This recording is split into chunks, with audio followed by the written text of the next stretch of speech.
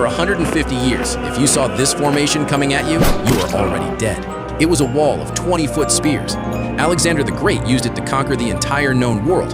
But in 197 BC, it met the Roman legion. And it wasn't just a defeat, it was a slaughter.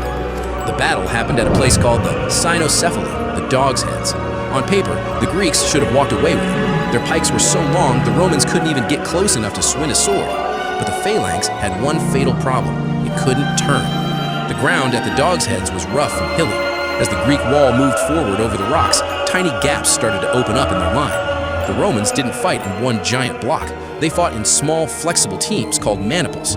They saw the cracks, and they dove inside. Once a Roman soldier gets past those spear points, the fight is over.